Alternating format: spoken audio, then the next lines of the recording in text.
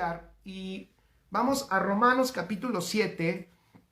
La semana pasada pudimos nosotros ver cómo a la transmisión le pusimos de la imposibilidad a la posibilidad, y hoy continuaremos porque vamos a ver esta transición que a todos nos conviene entender mejor. ¿La transición de qué? La transición de la imposibilidad de la carne a la posibilidad total de la vida espiritual. Esto es extraordinario. Venimos hablando de una tecnología. Entonces entra en el concepto que queremos utilizar y aprovechar, este concepto de tecnología, porque lo que nosotros tenemos dentro es algo extraordinario. Es una capacidad ¿de qué? Es una capacidad de poder usar herramientas tremendamente poderosas que ya están impartidas en nosotros, pero es importante en el Evangelio entender de dónde, de cuánta imposibilidad el Señor nos sacó. Es importante entenderlo. ¿Por qué? Para no regresar, para no operar en donde, en una condición en la que no vamos a lograr nada de provecho en el reino, que es la carne. Es importante saber que hemos sido trasladados. Es importante, dije la semana pasada, saber que vivimos y tenemos una vida espiritual y vivimos en el espíritu, y es importante entender que tenemos una naturaleza divina. Ponlo allí. No tenemos dos naturalezas. Tenemos una naturaleza si has nacido de nuevo en Cristo, y esta naturaleza es divina. Pero es muy importante que entendamos todo el fracaso de la naturaleza humana. Es importante entender cómo es que esa naturaleza humana no opera, no puede, está imposibilitada de operar en el reino de Dios. El reino de Dios, en donde los hijos operan, está diseñado para caminarse en el espíritu. Si nosotros hablamos del espíritu y del reino, estamos hablando de lo mismo. Pon ahí. El espíritu y el reino son lo mismo. El reino de nuestro Señor Jesucristo es un reino espiritual, y es un reino que se opera en el espíritu, y que las personas, los seres que operan en él, son seres espirituales. Por eso el Señor, contigo y conmigo, hizo algo extraordinario.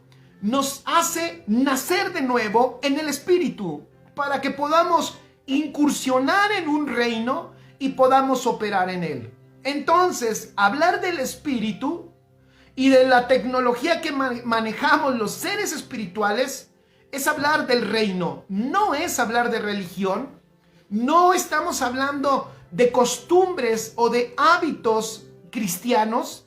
Estamos hablando de cosas improntadas en nuestro espíritu que nosotros podemos usar. ¿Para qué? Para que el reino de Dios se siga extendiendo. Repito, hablar del espíritu no es estar hablando de acciones cristianas, de hábitos cristianos, sino de realidades que tú ya tienes en tu espíritu y que a lo mejor lo que necesitas es que sean descubiertas.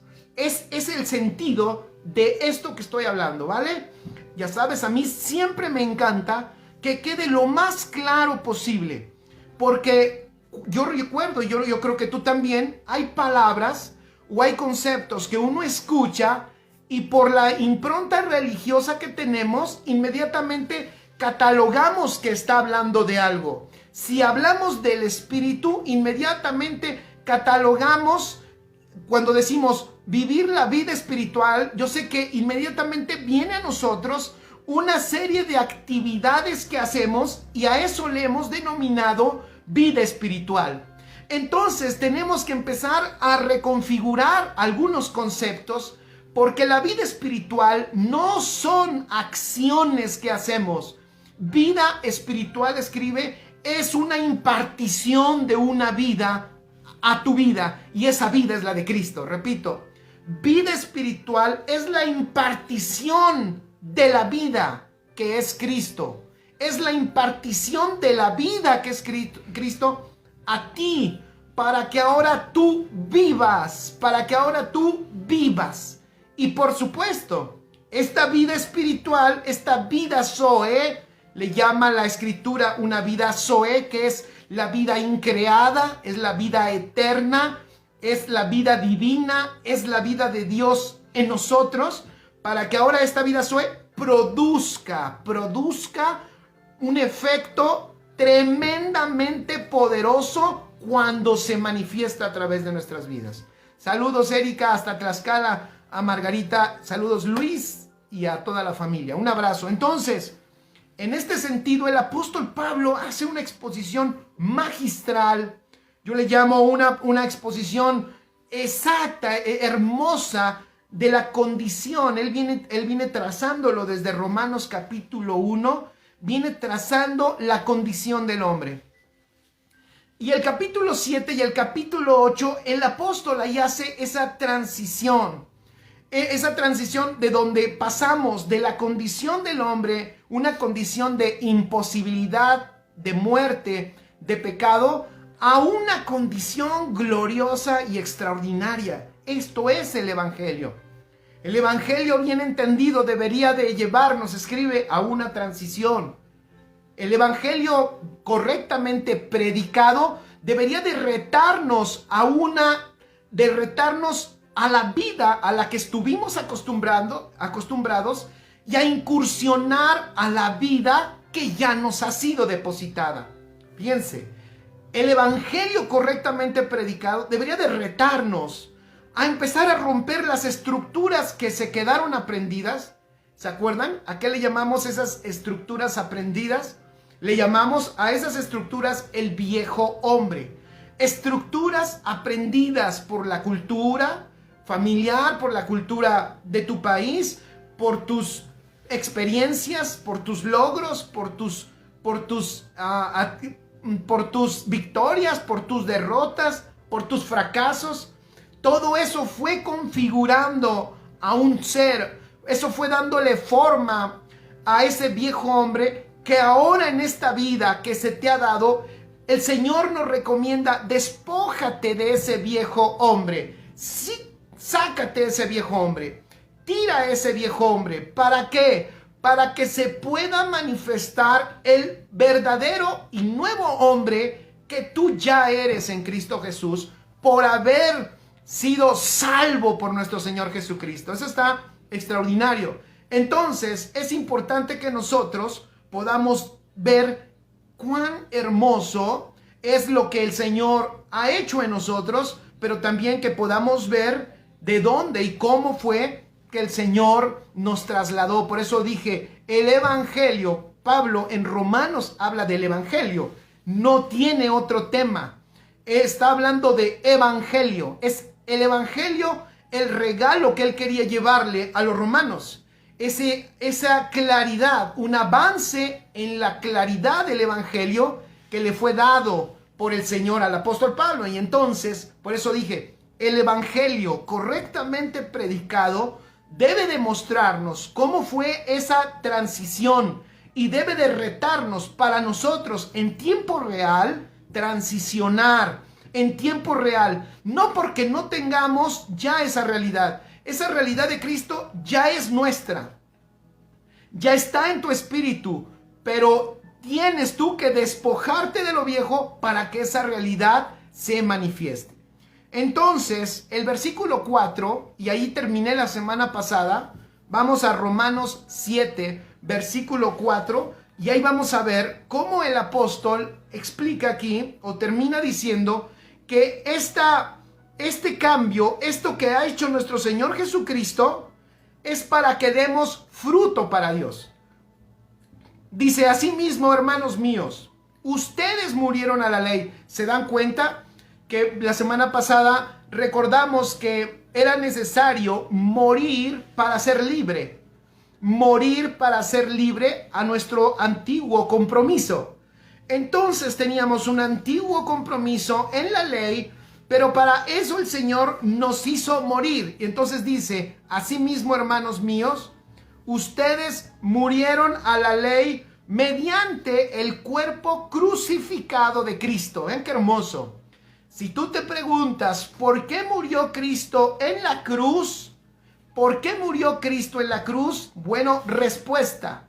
Para que mediante su cuerpo, pon ahí, murieras tú también con él.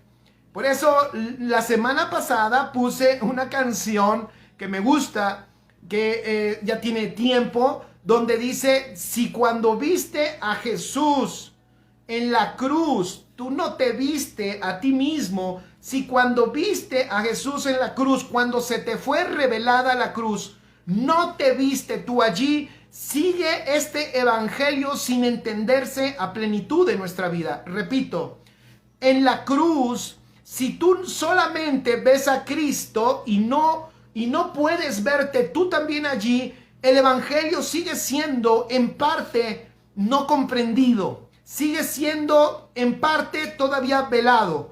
Una de las cosas extraordinarias que pudo entender el apóstol Pablo del evangelio fue que cuando Cristo murió, escribe, nosotros morimos también con él. Ustedes, dice, murieron a la ley mediante el cuerpo crucificado de Cristo. ¡Qué hermoso! Murieron a la ley mediante el cuerpo crucificado de Cristo, a fin de pertenecer al que fue levantado de los muertos, de entre los muertos. Fíjate qué hermoso. Para pertenecer al que fue levantado de entre los muertos. De este modo, entonces de este modo daremos fruto para Dios. Nadie, aunque se esfuerce, aunque tenga las mayores y mejores habilidades, aunque tenga las mejores intenciones, aunque lo que haga sea algo muy bueno, si esa persona, quien sea, no pasa a morir juntamente con Cristo en la cruz, lo que haga, escribe ahí, lo que haga nunca será fruto para Dios. Y esto es muy bueno. Muchas veces la gente piensa que lo que hace porque es bueno es fruto para Dios y Dios lo ve bien. Y esta es la parte que golpea durísimo a la religión, porque la religión se esfuerza en hacer lo bueno, pero si el hacer lo bueno de la persona que lo está haciendo, si esa persona no ha pasado por la cruz, nunca. Si esa persona no ha pasado por la cruz, nunca lo que haga será fruto para Dios.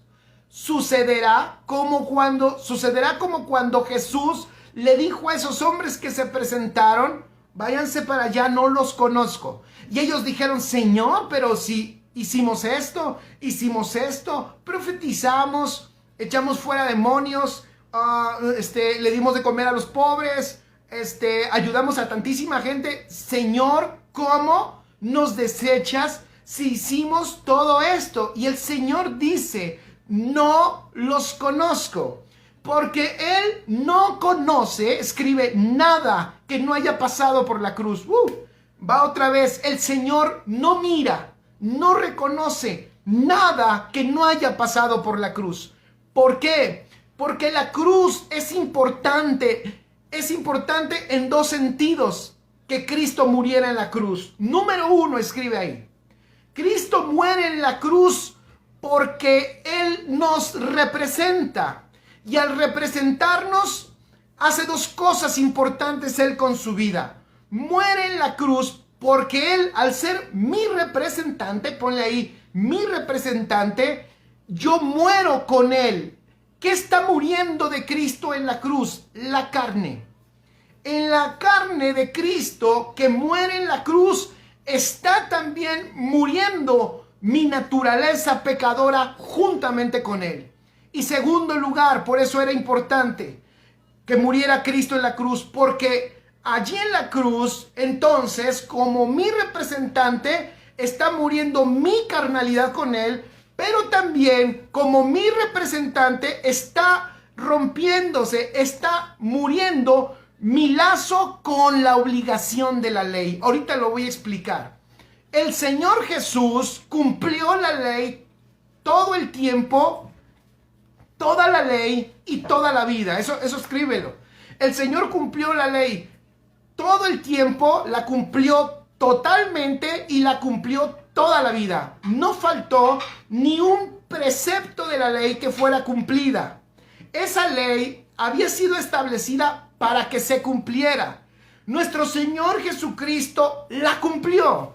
Entonces cumplió el propósito de la ley y esa ley tenía un trato con lo natural. Esa letra tenía un trato con lo natural, tenía un trato con nuestra vida natural. Por eso, cuando Cristo la cumple y Él muere en la cruz, Él está culminando, está terminando totalmente la ley. Primero la cumple y después, como Él la cumple en la carne, al morir en la cruz, Él termina con ese compromiso que también tú y yo teníamos en la carne de cumplirla. Eso está hermoso, eso es extraordinario. Por eso dice, ustedes murieron a la ley mediante el cuerpo crucificado de Cristo, a fin de pertenecer. ¿Para qué? Para que ahora te des cuenta que ya no perteneces a la carne, ni perteneces a la ley, sino ahora perteneces al que fue levantado de entre los muertos. De este modo, y subrayo, de este modo dice, estoy leyendo la Nueva Versión Internacional de Romanos 7, versículo 4, para aquellos que se están conectando. Y vamos a ir leyendo versículos. Esto será hermoso. De este modo, dice, daremos fruto para Dios. ¡Qué extraordinario! De este modo daremos fruto. Daremos fruto para Dios. ¿Cuándo? Cuando hayamos pasado por esa cruz, hayamos muerto en el cuerpo de Cristo, nuestra naturaleza pecadora, y ahora nosotros disfrutamos el pertenecer a aquel que fue levantado entre los muertos. Saludo, Yoki, un abrazo cordial. Versículo 5.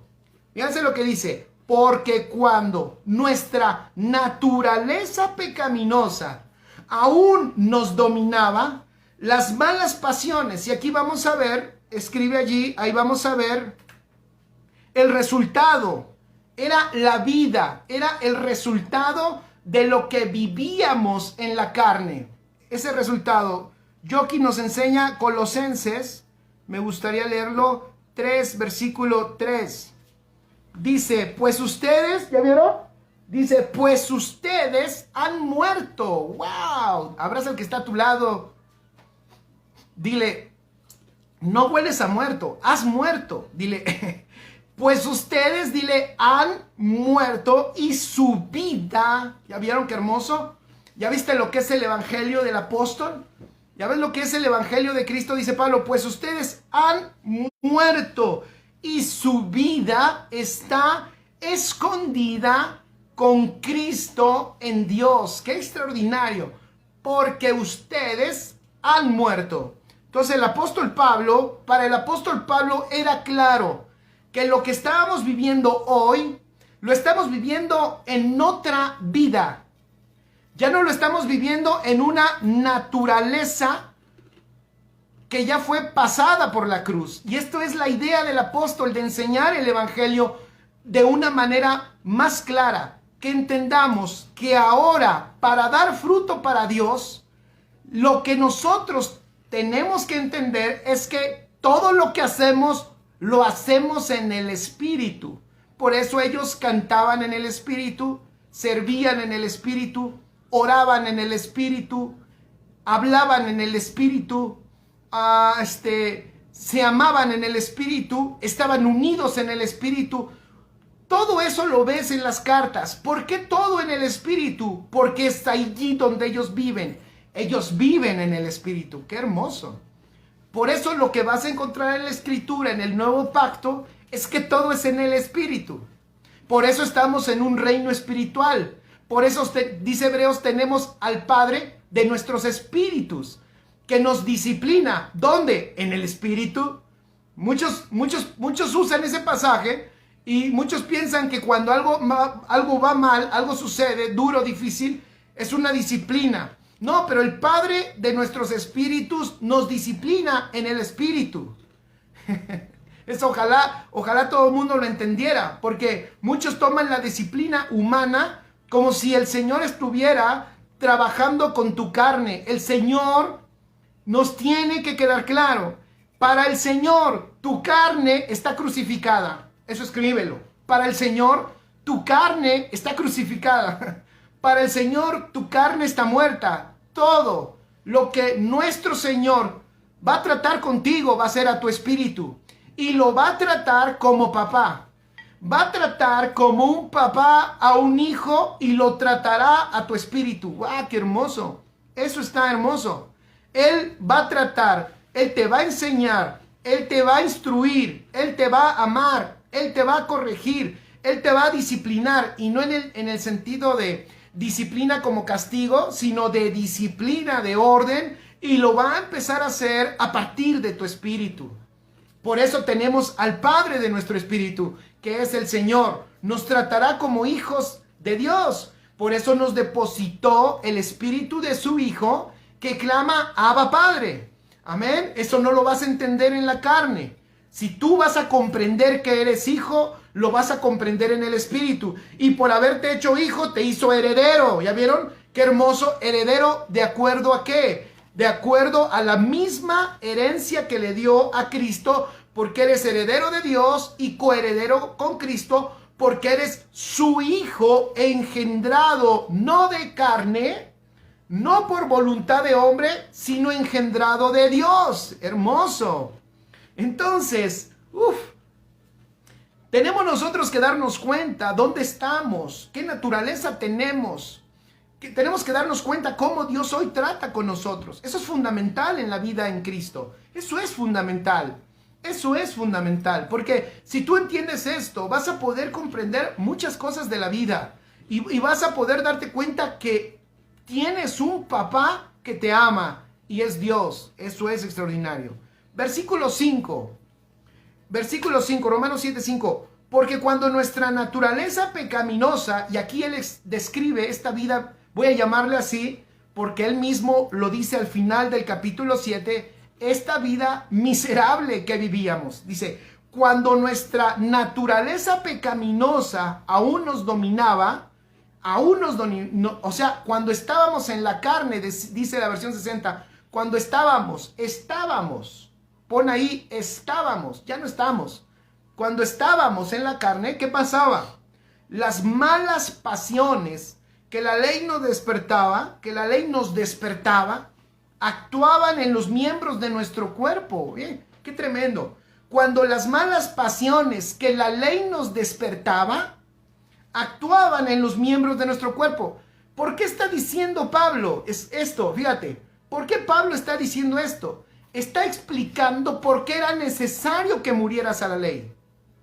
¿Por qué era necesario? ¿Por qué? Porque esas malas pasiones que la ley nos despertaba, ¿dónde actuaban? Actuaban en los miembros de nuestro cuerpo.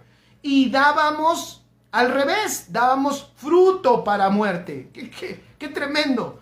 Por eso está él explicando lo importante de morir. ¿Por qué? Porque esa ley estaba dirigida, fíjense, les voy a dar otro detalle. La ley, ese antiguo pacto estaba dirigido para tratar con un grupo de personas carnal, o sea, con gente humana.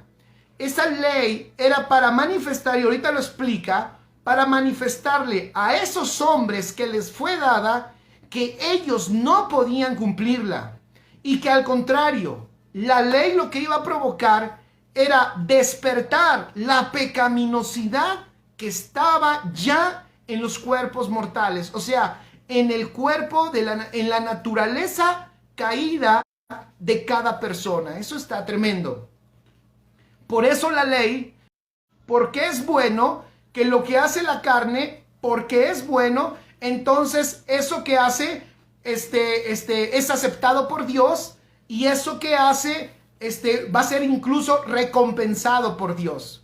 Es bien importante entender esto, porque el Señor, lo dijimos en el fruto que se le da a Dios no puede ser en esa naturaleza, porque esa naturaleza tiene la infección del pecado, porque esa naturaleza de hecho se ha mostrado pecadora cuando se le puso la ley. La ley mostró, la ley evidenció cuánto pecado tiene, cuán mala es, voy a decirlo así, esa ley mostró cuán mala es la naturaleza pecadora.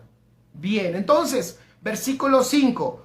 Cuando nuestra naturaleza pecaminosa aún nos dominaba, las malas pasiones que la ley nos despertaba actuaban en los miembros de nuestro cuerpo y dábamos fruto para muerte. Versículo 6.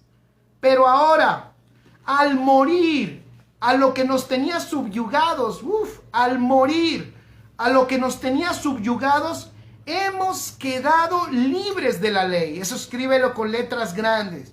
Hemos quedado libres de la ley a fin de servir a Dios. A fin de servir a Dios. Me gusta como lo dice la versión internacional. Observen esto. Hemos quedado libres de la ley a fin de servir a Dios con el nuevo poder que nos da el Espíritu. Esto me encanta. Esto me encanta. Lo voy a ver si voy a tratar de ponerlo de esta manera, a ver si puede quedar más claro. Escribe allí, hay dos tipos de obediencia.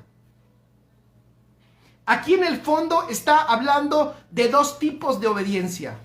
Una de ellas, escribe, es la obediencia obligada. ¿Alguno de ustedes le ha dicho a alguno de su familia, sobre todo a tus hijos, si estás casada, casado y tienes hijos, y le has dicho que haga algo y no quiere hacerlo? O sea, arregla tu cuarto, ¿no? Tiende tu cama, recoge tu ropa. Alguna vez, y el niño, el muchacho o el niño, como que no oye, y te acercas y le dices, si no tiendes tu cama, no te voy a dar lo que te corresponde esta semana. O sea, si no tiendes tu cama, si no obedeces, va a haber un castigo. ¿Alguien lo ha hecho en algún momento? Yo estoy seguro que algunos sí. La mayoría de los que sí lo han hecho seguro son de acá de Iztapalapa. Estoy seguro que de otros lados no, pero seguramente de acá de Iztapalapa sí. Entonces, tú ejercías sobre él un tipo de obediencia obligada. Una obediencia incluso que tenía detrás un castigo si eso no venía a cumplirse, si esa persona no lo llegaba a hacer. Entonces, ejercíamos imponíamos la necesidad de una obediencia. Dice Angie, dice, aquí en Iztapalapa pasa mucho, ¿verdad que sí? Sobre todo allá por tu colonia, Angie, pasa mucho. Entonces nos tenía esa ley, fíjate cómo dice aquí, es igual. ¿A cuántos de ustedes les gustaba que su papá les dijeran, pónganse a trapear? O su mamá le dijera, a ver, Jorge, a trapear, te toca trapear. Tiras la basura. Mi mamá se iba a trabajar y decía, Jorge, trapeas. Eran vacaciones. En vacaciones tú como... Yo me acuerdo que yo lo que quería era salir a jugar con mis amigos en las vacaciones. ¿Se acuerdan? En las vacaciones largas. Entonces quería yo salir con mis amigos, pero mi mamá antes de irse a trabajar decía, sí, mira, trapeas, tiras la basura y ya después de que hagas esto, esto y esto, entonces sales a jugar con tus amigos. Y entonces venía una molestia. ¿Por qué? Porque yo quería salir con mis amigos. Yo no quería quedarme allá a hacer todo eso que me pedía, porque trapear, tirar basura, esperar, todo eso me iba a ocasionar que yo no pudiera estar jugando, porque mis amigos ya iban a empezar el partido. Ya ellos estaban empezando ya se escuchaba la pelota. Ahorita me viene a la mente cómo ya se escuchaba la pelota. Me llegaba una ansiedad, porque se oía la pelota ya botar afuera de mi casa, de que ya estaban los muchachos, ¡hey, pásala! Y ya estaban empezando a jugar ellos, y entonces venía una ansiedad y me sentía subyugado. Entonces, la ley externa traía un yugo, escribe externo. La ley externa traía un yugo externo, porque era un yugo de obediencia. Era un yugo de obediencia y de una obligación a responder. El problema es que la carne tiene el daño del pecado que le ocasionó su padre de esa generación carnal, su padre Adán. Adán le transmitió ese gen, esa inoperancia a la carne, ese pecado, ese fallar. ¿Qué significa pecado? Pecado significa errar o fallar al blanco. Es no es solo hacer cosas malas. De hecho, pecado es estar equivocado en la dirección en la que se camina o en la que se mueve. Es fallar al blanco, es errar al propósito. Entonces, ese gen de pecado en el que se infectó esa carne, cuando una obligación le viene, esa carne responde, pero no responde en obediencia, sino responde en molestia. Para la carne es un peso obedecer. Para la carne, y aquí voy a dar un detallito, para la carne es una molestia la obediencia. Por eso, mucha gente opina que cuando hablamos de gracia, que ya no estamos bajo la ley, muchos se equivocan, me voy a adelantar, y piensan que lo que estamos diciendo es que no obedezcan. Mucha gente piensa que al decir que ya no estamos bajo la ley, piensan que decimos que desobedezcan. Yo no sé por qué, allá en la cabeza, acá entre estas dos orejas, mucha gente piensa que cuando hablamos de gracia es no obedecer. Mucha gente piensa que cuando hablamos de que no estamos bajo la ley, muchos piensan que estamos diciendo ya no tenemos que obedecer nada, hagamos lo que queramos, bienvenida a la libertad, y algunos incluso piensan que es hasta libertinaje. Están totalmente equivocados. Lo que el Señor está hablando aquí es que Él nos quita lo que nos tenía subyugados. O sea, en otras palabras, dije aquí son dos tipos de obediencia. Una obediencia por la ley, o sea, por la obligación externa, a diferencia de lo que ya el Señor ahora hace en nosotros, que es, fíjense cómo lo dice el apóstol. Al morir a lo que nos tenía subyugados, hemos quedado libres de esa ley externa. ¿Para qué? A fin de servir a Dios. Vean qué hermoso. A fin de servir a Dios con el nuevo poder que nos da el Espíritu. Me gusta, fíjense. Servir a Dios con el nuevo poder que nos da el Espíritu y no por medio del antiguo mandamiento escrito. ¿Ya vieron? Entonces nos está diciendo el Señor que ahora en esta vida de gracia, en esta vida espiritual, ¿no obedecemos? No, nos está diciendo que lo que hacía esa ley externa, que era un peso a nuestra carne, que como está dañada con el pecado, no quiere obedecer, por eso le pesa. Ahora el Señor nos ha dado una nueva vida, digan conmigo, una nueva vida, para que ahora, fíjate qué hermoso, tú puedas obedecer y puedas servir con el nuevo, y así lo dice, con el nuevo poder que nos da el Espíritu. Entonces, ya no vas a ser, dice, obligado por medio del antiguo mandamiento escrito, sino ahora, ¿dónde sucederá todo? Ahora todo empezará dentro de ti en tu espíritu. ¡Qué hermoso! Entonces, son dos tipos de obediencia. La obediencia obligada por el mandamiento escrito a través, que era lo que venía a la antigua naturaleza, a diferencia de hoy, lo que tú vives en Cristo. Escribe ahí, la obediencia natural, fíjate qué hermoso, la obediencia natural que surge de tu espíritu, que surge de la ley de tu espíritu, porque en tu espíritu hay una ley de vida. ¡Qué hermoso! La ley de vida en tu espíritu que te permite servir con un nuevo poder. ¡Qué hermoso! Entonces, ya daba yo el ejemplo. Es muy diferente. Vuelvo a dar el ejemplo de cuando me molestaba que mi mamá me pedía cosas. Ella me lo pedía exteriormente a mí y me molestaba. Yo decía, ¿por qué yo? ¿Por qué ¿Por qué no mi hermano? ¿Por qué no mi otro hermano? ¿Por qué no esto? ¿Por qué no lo otro? ¿Por qué yo? ¿Por qué me dice a mí? Y me molestaba. La diferencia o el ejemplo para completarlo en eso es que, ¿saben qué yo notaba? Que a veces mi mamá tenía ocupaciones y se iba rápido, que se le olvidaba pedírmelo,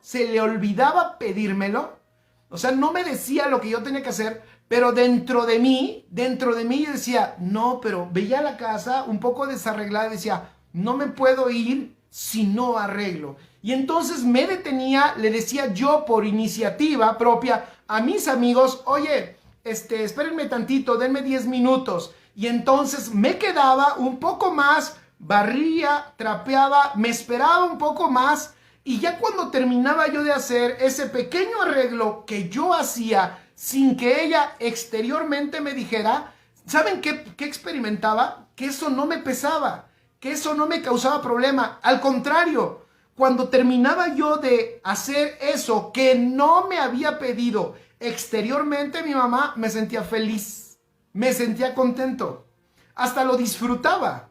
Yo no sé quién está escuchando esto y se identifique con esto que estoy diciendo. Entonces, ya no era una dinámica, y ahorita estoy ubicando este ejemplo para que entiendas tú y yo, familia, y todos los que me oyen, cuál es la dinámica del reino. La dinámica del reino no es de alguien externo, escribe, que te tiene que estar diciendo lo que tienes que hacer. Ni siquiera una ley escrita. Ni siquiera una ley escrita. Porque como vimos, de hecho la ley escrita era para mostrar el daño que tenía la carne. ¡Qué hermoso! Para eso era. Dios sabía, esta ley los va a deshacer. Dios sabía, esta ley los va a exhibir. Esta ley los va a desesperar.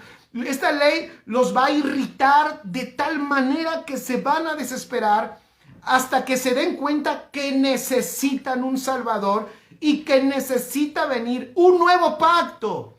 Un nuevo pacto, no de la letra, escribe, este nuevo pacto no es de la letra, sino del Espíritu. ¡Qué hermoso! ¿Por qué? Porque en el Espíritu, escribe, tienes todas las direcciones de Dios, tienes todos los códigos de Dios, tienes todas las órdenes de Dios en tu espíritu. Yo cómo me acuerdo cuando entonces había hecho eso que mi madre no me había pedido, salía contento a jugar y luego yo ya esperaba que ella llegara y que ella dijera, ¡ay, Jorge! Lavaste los trastes y no hubo necesidad de que te lo dijera. Yo sé que este es un ejemplo, a lo mejor no totalmente, no es una parábola de Jesús, no es un ejemplo que caiga a la perfección, pero sí es un ejemplo de la dinámica en la cual el Hijo de Dios, tú y yo, vivimos en un reino. En este reino, la ordenanza, la obediencia nace del Espíritu. Obedecemos, escribe, en el Espíritu. Por eso es una obediencia, dice el apóstol, por eso servimos a Dios con el nuevo poder que nos da el Espíritu. Por eso decía yo en la transmisión de los pastores el miércoles, les decía, es increíble. ¿Por qué los cristianos, cuando van pasando los años, los cristianos tradicionales que tienen una gran carga de religión, empiezan a mostrar, en vez de gozo, ¿por qué empiezan a mostrar peso, carga? ¿Por qué empiezan a mostrar enojo? ¿Y por qué empiezan a mostrar dureza? ¿Por qué se hace un cristiano, así lo digo, por qué se hace un cristiano con el paso de los tiempos duro? ¿No debería de ser al revés? ¿No deberíamos los hijos de Dios con el paso de tiempo disfrutar más gracia? ¿No deberíamos los hijos de Dios con el paso de tiempo ir de gloria en gloria y disfrutar más gracia, más gracia, más gracia? ¿No deberíamos ser cada vez más felices? ¿No deberíamos de tener cada vez más gozo? ¿No deberíamos de disfrutar cada vez mayor paz? ¿No deberíamos de ser cada vez más pacientes? ¿Por qué escucha uno mucho a los hijos de Dios que cuando llega un nuevo, por ejemplo, a la congregación, una persona que apenas está conociendo el evangelio, ya le echan encima toda la ley, ya le echan encima toda la carga y ya le echan encima una disciplina y unos requerimientos que ni ellos mismos pueden llevar. ¿Por qué? ¿Por qué es que hacemos eso? ¿Por qué pasa todo eso? Eso sucede porque la dinámica, fíjense, eso sucede porque la dinámica de obediencia es externa. Y cada vez que la dinámica de obediencia es externa, eso va a traer un yugo a la vida de la persona, porque lo externo, escribe ahí, lo externo lo percibe la carne, ese cuerpo que tú tienes, y que llegará tiempo de su redención, de la salvación de tu cuerpo. Pero si tú te das cuenta, tu cuerpo tiene el efecto del pecado de Adán, porque se está haciendo viejito cada vez. O sea, va a caducar. Una de las maldiciones de Adán, escribe, es la caducidad. Dios no hace cosas que caducan. Él es eterno. Él en su reino nada caduca. En su reino no hay principio ni hay fin, porque Él es el principio y el fin. El reino de Dios en la eternidad no conoce fecha de caducidad. Cuando tú veas un producto y veas caducidad, eso te va a decir de ahora en adelante, eso te va a recordar que ese producto está afectado con la maldición del pecado original allá en el huerto. Porque cuando Adán pecó, toda la creación fue sometida a caducidad. O sea, todo se acaba, todo se acaba. Por eso la creación, digan conmigo, la creación está esperando la manifestación, que la palabra original es el apocalipsis de los hijos de Dios. O sea, la creación está esperando que se quiten los velos de los hijos de Dios, porque ellos van a operar no en caducidad, sino ellos van a operar en eternidad. Ellos operan en eternidad. Aquellos que pueden, que los velos son quitados, empezarán a operar en esa eternidad que ya está en ellos. Y la creación fue sometida indirectamente. Es increíble. La creación no pecó, pero fue sometida por el que pecó. Y entonces fue sometida a desgastarse. Pero como no fue creada para desgastarse, ella fue creada por Dios. Ella fue creada por Dios. Ella clama, ella pide que se manifieste. ¿Quién? Que se manifiesten, que se develen, que se abran, que se descubran los hijos de Dios, que operan no en lo cronológico, sino operan en lo ya consumado. ¡Qué extraordinario! Por eso, cada vez, ¿qué hace la religión? La religión, al trabajar la ordenanza externa, lo que ocasiona es que se despierte la carne, provoca en la carne que la carne se revele, y el que contiene al monstruo, aquel que dice, no, pero no me voy a revelar, yo tengo que hacer todo esto que tengo que hacer, que me dicen que tengo que hacer, esa persona termina cansándose y desgastándose. Por eso, decía yo hace un rato, lo que uno ve en la vida cristiana muy común es que al paso del tiempo, la vida cristiana cansa, la vida evangélica agota. La vida evangélica va trayendo prueba, fracaso, tristeza. Y cuando la vida evangélica es vista por el mundo lo que dice es, yo no quiero esa vida. Yo no quiero esa vida. Te veo más cansado, te veo más triste, te veo más angustiado. Yo no quiero esa vida. Escucho, incluso el mundo escucha cuando el evangélico tradicional dice, yo dejé esto, yo abandoné mis proyectos, yo abandoné mis sueños, yo esto y lo otro. ¿Y por qué abandonaste? Abandoné mi trabajo, yo ganaba muy bien, yo esto y lo otro. Y el mundo dice, ¿y por qué abandonaste todo esto? ¿Que tu trabajo era pecado? ¿Que ese sueño que tú tenías era pecado? ¿Que eso era pecado? ¿Que eso era pecado? Y no, mucho de eso no era pecado, porque probablemente el trabajo que tú dejaste, fíjate lo que voy a decir, probablemente el trabajo que tú dejaste era un lugar donde Dios quería manifestarse a través de ti. Probablemente ese sueño que tú decías que era un sueño, probablemente ese sueño era tu asignación a donde Dios te quería llevar para que allá, en ese lugar, tú cumpliendo tu asignación, fuera manifestado el propósito eterno del Padre.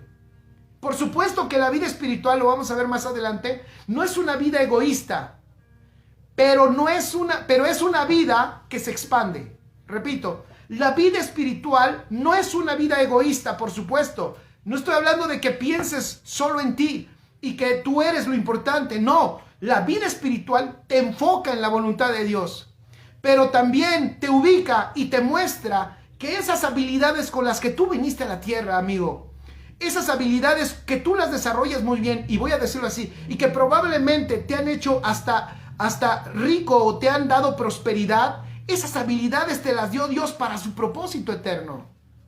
Esos lugares a donde tú puedes ir, donde un pastor, un ministro no puede ir, me refiero a un ministro del púlpito, porque nosotros en el Nuevo Pacto creemos que todo en la vida que hacemos es ministerio.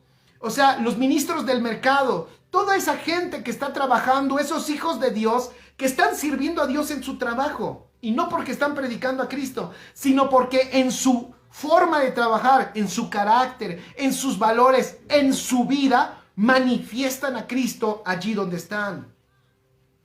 Pero la religión te quita hasta ese sueño. La religión te saca del mundo. ¡Qué increíble! La religión te saca del mundo cuando el Señor ya nos dijo, ustedes no son del mundo, pero le pido al Padre que no los saque del mundo. Él nunca nos sacó del mundo. Él le dijo, Padre, guárdalos del mal, pero no los saques del mundo, porque es necesario que estemos en el mundo. ¿Para qué? Para que nosotros lo disfrutemos y nosotros nos envolvamos en él y hagamos como el mundo. Claro que no. Para que Cristo pueda ser manifestado en todo y traer a reconciliación todas las áreas de esta sociedad a Cristo. Entonces, la religión al tiempo empieza a cansar porque siempre tratar con lo externo va a traer un yugo a la persona. Pero escribe ahí, hemos sido libres de la obligación externa. Hemos sido libres de la obligación externa. ¿Yo por qué oro? Porque me obligan en mi iglesia a orar. ¿Yo por qué leo la Biblia? Porque me dio mi pastor un programa de lectura y me lo checa todos los lunes. ¿Yo por qué alzo las manos y alabo? Porque se enoja el que está cantando enfrente y me echa ojos de pistola porque no alzo las manos. ¿Yo por qué danzo? Porque si no danzo no parezco espiritual. ¿Yo por qué danzo? Porque si no danzo va a parecer que no me gusta la alabanza. ¿Yo por qué cuando adoro lloro? Porque si no lloro el momento no fue espiritual. ¿Por qué me hinco? Porque si no me hinco, y como se hincó el de al lado mío, si yo no me hinco me voy a ver muy mundano y voy a parecer que yo ya no sentí lo que el otro sintió. Entonces, como el otro se hincó y está llorando en el piso, me tengo que hincar yo también y llorar en el piso para que yo también parezca espiritual. ¿Por qué hago todo eso? Ahora, pastor, ¿sí ora? Claro que oro. Pastor, ¿sí lee la Biblia? Por supuesto que la leo. Y mucho. Pastor, ¿sí alaba? Me encanta alabar. Pastor, ¿usted danza? Si a mí un día nos acompañas a Casa de Justicia, a mí me encanta danzar. Claro que danzo. Pastor, ¿adora? Si un día nos acompañas en Casa de Justicia, hasta me ha costado trabajo quitar música y todo porque me encanta. A mí me fascina, me parece un instrumento maravilloso poder adorar a Dios y hacerlo hasta en este medio que luego pienso que estoy nada más aparentemente de una camarita, sé que hay otros, pero luego estoy cantando y canto feo, ¿verdad? Pero estoy cantando y ahí estamos ahí. Alguien dirá, ¿y por qué lo hace? Mejor que vaya la palabra. Bueno, lo hago la verdad porque me fascina, a mí nadie me obliga a hacerlo. Oiga, pastor, ¿y usted va a la iglesia y no falla? ¿A la congregación? Sí, voy a la congregación y no falto. Oiga, pastor, y si me dices todo eso, sí lo hago, pero no lo hago porque me obligan. Lo hago lo hago en el nuevo poder que me da el Espíritu. O sea, lo hago porque es algo natural que fluye de mí. Decía yo, a la gente nueva que llega a tu congregación, se le empieza a obligar. Hay que edificar mejor su espíritu. Hay que llevarlos a que crezcan. Y mira, cuando una persona crece sanamente el espíritu, la ley del espíritu de vida en Cristo Jesús empezará a manifestarle lo que él tenga que hacer.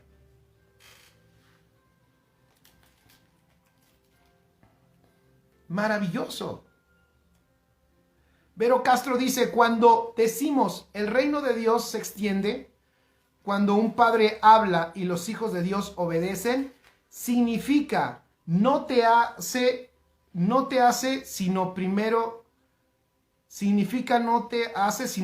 era posicionarme en la realidad que él me heredó y luego es dar el fruto para papá. Algo así, no lo entendí muy bien. Marilu Castillo, en lo externo nos enseña si queremos hacerlo y en el espíritu nos trae al entendimiento de la responsabilidad y el compromiso que vamos adquiriendo conforme al entrenamiento que vamos aprendiendo. Ofe López dice, en Cristo cuando lo amamos produce obediencia natural y voluntaria. Tu espíritu, donde habita Cristo, es la fuente de toda la dirección que tú necesitas en la vida. Escribe eso. Tu espíritu, donde habita Cristo, es la fuente de toda la dirección que tú vas a necesitar en la vida. Aquí está. Benjamín Castañeda dice, yo pienso que la responsabilidad es hacer algo que no tienes que hacer y lo haces con gusto porque es muy diferente a la obligación. Así es. Vero Castro, eso pasa porque se ha entendido mal el evangelio. Sí, la tristeza, esa tristeza terrible que ve uno en el pasar de la vida cristiana. Les preguntaba yo hace un rato, ¿a poco es así la vida cristiana? La vida cristiana es que termines como un evangélico enojado porque la gente no se convierte. La vida cristiana es que termines como el más enojón de la cuadra. ¿Sí? Eres el más enojón, eres el que sale y está enojado con todos porque los demás son una bola de mundanos. Y entonces tú ves con enojo a todos los que están ahí en tu cuadra y te enojas. ¿Por qué? Porque pues alguna vez les hablaste de Cristo y no quisieron aceptar y ya te enojaste con todos ellos porque toda esa gente se va a ir al infierno y tú estás enojado. O sea, eso es lo que el Señor quiere producir en los hijos. Yo te voy a decir, no, eso no es. Eso no es. La vida en Cristo no causa molestia en ningún sentido, porque ni la corrección espiritual que nos da el Señor, porque nos corrige, dice que hasta produce una tristeza. Cuando algo está mal en tu vida, Él produce una tristeza, ¿sabes desde dónde? Desde tu espíritu. Produce una tristeza desde tu espíritu que te lleva al arrepentimiento. ¿Ven qué hermoso? O sea, no es un castigo externo ni una amenaza. Es una impresión del Espíritu de Dios que te habita, del Padre, que pone en tu espíritu para que te arrepientas. ¿Ven qué hermoso? O sea, Él mismo imprime en tu espíritu una tristeza, una emoción espiritual para guiarte a un cambio. ¡Qué hermoso! No lo hace con algo externo. ¿Cuántas veces hemos escuchado, eso te pasó porque Dios te castigó? Muere un familiar, muere una persona. Yo he escuchado cosas terribles. A alguien se le muere un hijo y hay gente que se atreve a decir eso le pasó porque Dios lo castigó. No conocen a Dios. No entienden a Dios primero. No conocen a Dios y tampoco conocen cómo es que Dios opera. Dios opera todo contigo. Escribe, toda mi gestión con Dios es espiritual. Que nunca se nos olvide. Toda la gestión que Dios tiene conmigo es en el espíritu. Ya no es por un mandamiento, lo dice Pablo en estas palabras, ya no por medio del antiguo mandamiento escrito. Qué extraordinario, es que ya no, estás en el pacto espiritual, estás en el pacto en donde, vuelvo a decirlo, todo lo que tú necesitas, todos los códigos, las ordenanzas y la dirección está ahí en tu espíritu. Versículo 7, con esto voy a terminar. ¿Qué concluiremos? ¿Que la ley es pecado? De ninguna manera. ¿Qué concluiremos? ¿Que la ley es pecado? O sea, ¿la ley es mala? No. Fíjate, no. Pero fue hecha para algo, eso tú lo tienes que saber. No es mala. ¿Qué concluiremos? ¿Que la ley es pecado? Dice Pablo, de ninguna manera. Sin embargo, si no fuera por la ley, no me habría dado cuenta de lo que es el pecado. Por ejemplo, nunca habría sabido yo lo que es codiciar si la ley no hubiera dicho no codicies. Pero el pecado, aprovechando la oportunidad que le proporcionó el mandamiento, despertó en mí toda clase de codicia. Es lo que yo venía diciendo. El pecado, la ley externa, cuando viene al hombre externo, que es la naturaleza pecadora, esa naturaleza responde. ¿De qué manera? Despertando toda clase de codicia. La ley dijo, no codiciarás, y la carne dice, ¿por qué no? ¿Por qué no? Y entonces responde. Y dice Pablo, porque aparte de la ley, el pecado está muerto. En otro tiempo, versículo 9, en otro tiempo yo tenía vida aparte de la ley. Pero cuando vino el mandamiento, cobró vida el pecado y yo morí. Se me hizo evidente que el mismo mandamiento que debía haberme dado vida, ¿ya vieron?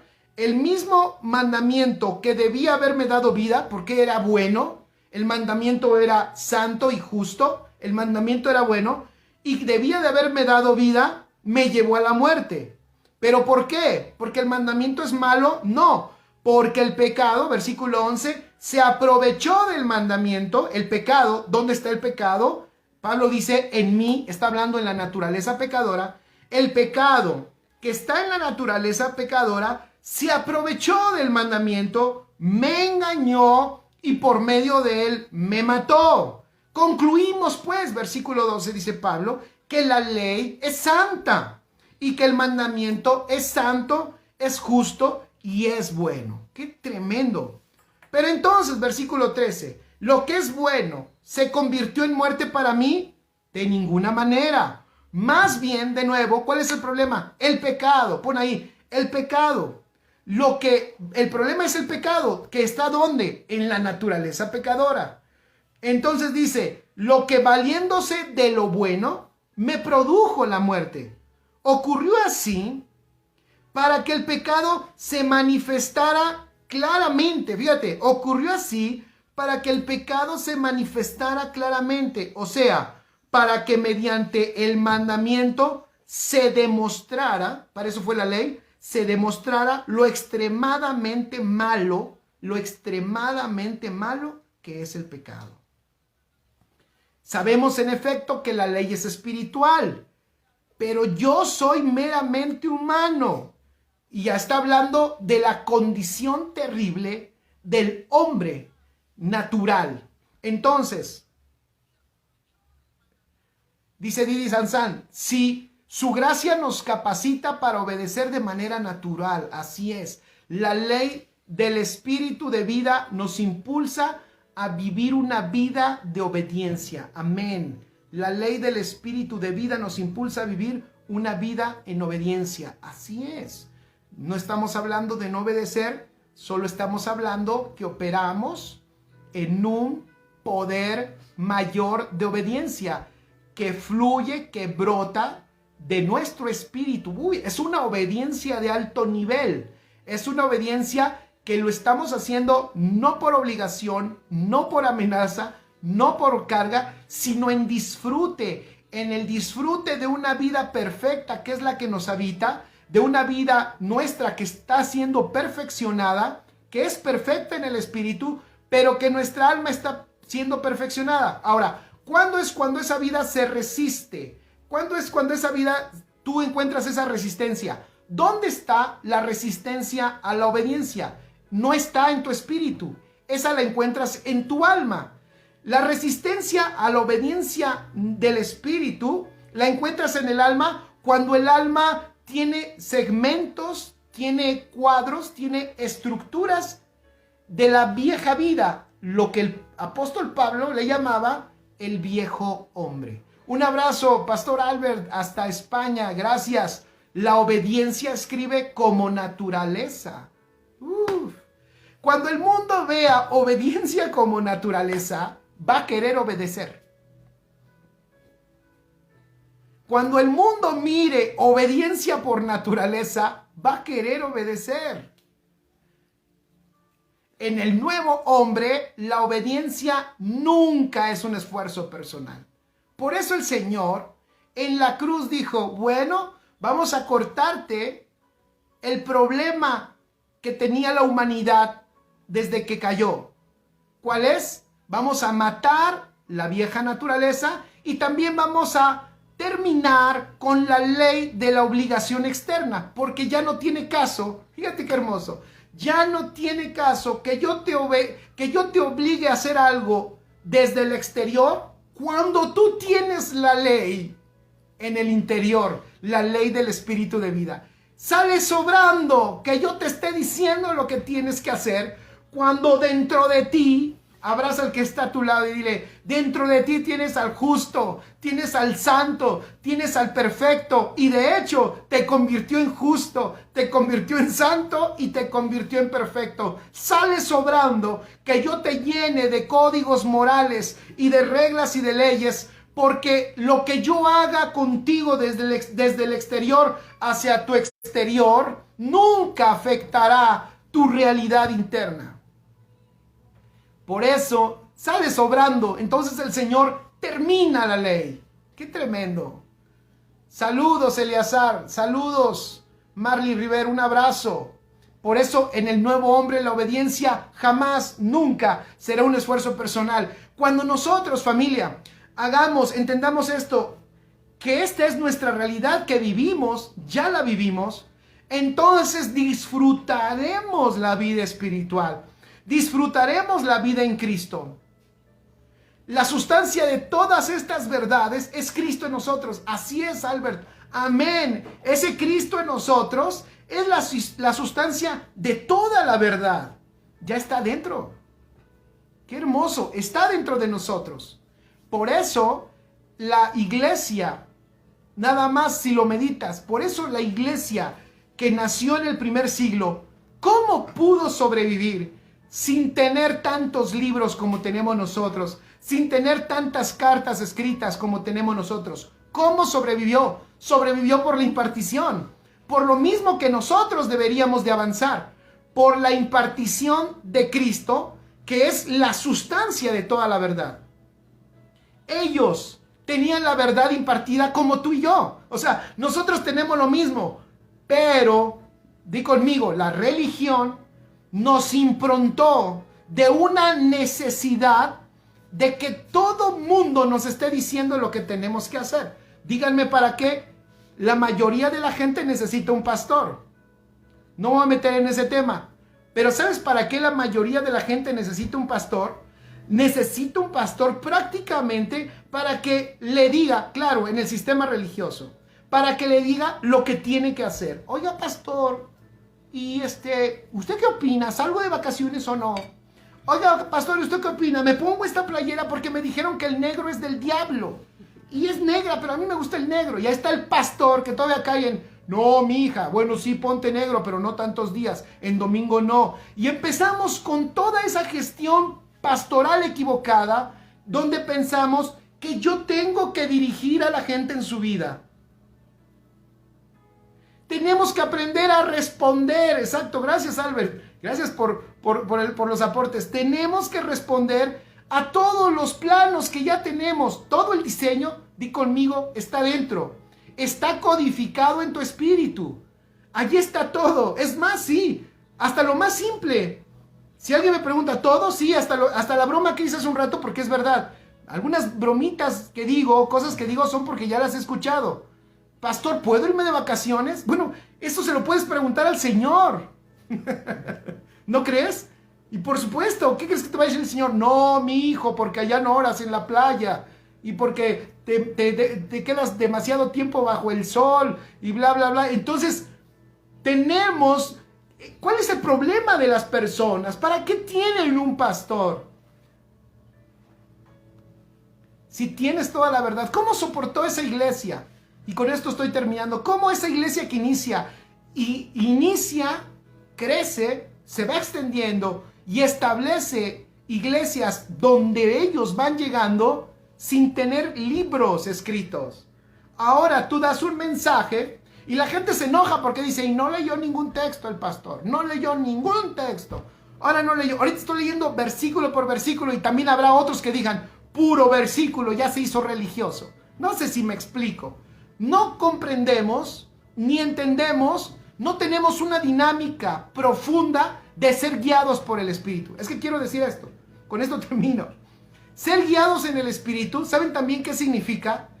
Que mi diseño, la forma en que yo estoy siendo tratado por Dios, no es la misma que otra persona. Dios es un Dios tan extraordinario y en esa vida espiritual que cada uno de nosotros tenemos la responsabilidad personal de escuchar lo que el Señor tiene para mí, Jorge, para mí, para Vero, para Chris, para Abdi, para Albert, para Yoki, para Claudia, para Lupita, para Angie, para Tavo, para Josué. Cada uno tiene que buscar, tiene que escuchar la voz del Cristo que le habita.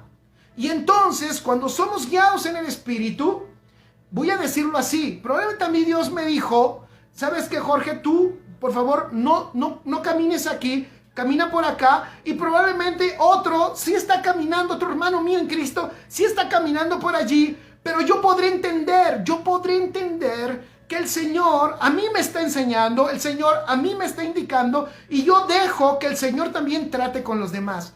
Eso es necesario y eso es maravilloso, y por eso la gracia es extraordinaria. La gracia de Dios te ayuda a dejar a que la gente crezca, madure, profundice en su comunión con el Señor.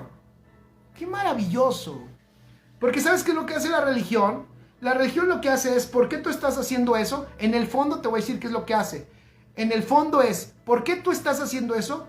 Si yo no lo hice, porque a mí me dijeron eso está mal, yo aprendí que está mal, y por qué él lo hace. Tranquilo, tranquilo.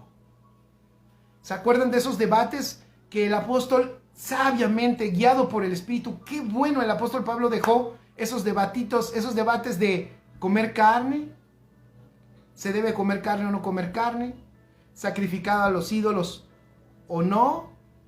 ¿Se acuerdan esos debates? Dice Albert, buscamos en lo exterior, ignorando lo que tenemos en el interior. Exactamente. Miren, cuando tú te enfocas en tu interior, dejarás de estar viendo las otras vidas que para su Señor, así en uno de esos debates el apóstol Pablo dijo, ¿tú qué te metes en esa vida? Para su Señor, Él está en pie o cae. Pero su Señor es poderoso para tenerlo en pie, aunque tú estás pensando que está caído. Yo sé que algunos de ustedes han pasado por esos pasajes, pero él dice, su Señor, ¿tú qué te metes en la vida de Él? Para su Señor es que está en pie o cae, no para ti, es para su Señor. Abraza al que está a tu lado y dile, mejor atiende a la voz que está dentro de ti, que tiene que ver esa ley del espíritu de vida que está en ti, que te da la dirección. Atiende esa y podrás caminar en gracia, disfrutando tú. Entonces crecerás en gracia, serás más feliz, se verá más, disfrutarás más gozo, disfrutarás más paciencia, disfrutarás más paz, saldrá de ti una persona amable, la gente te amará, serás fácil de amar, porque no estás condenando, porque no estás juzgando, porque además sabes que todo lo que tú intentes hacer por encima por fuera de la gente para obligarla a cambiar no tiene sentido. El poderoso, obviamente, el que cambia es el Cristo que tiene impartido. Por eso es maravillosa esta vida espiritual. Y por eso es extraordinaria la vida en Cristo. Así que, familia, gracias a Dios por este tiempo. Gracias a Dios por esta palabra.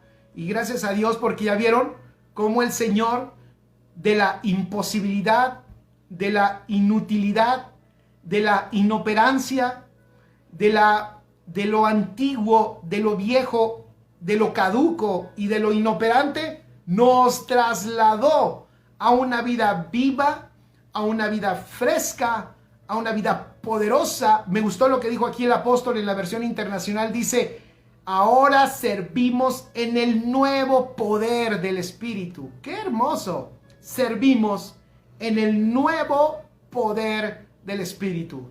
Entonces, ya lo que genera esa vida en santidad no es una obligación externa, sino es un espíritu vivificado, es un espíritu que tiene todo codificado de lo que yo necesitaré en mi vida para salir no solo adelante, no para sobrevivir, sino para hacer el propósito del Padre, para que el propósito del Padre en lo que a mí me corresponde se cumpla.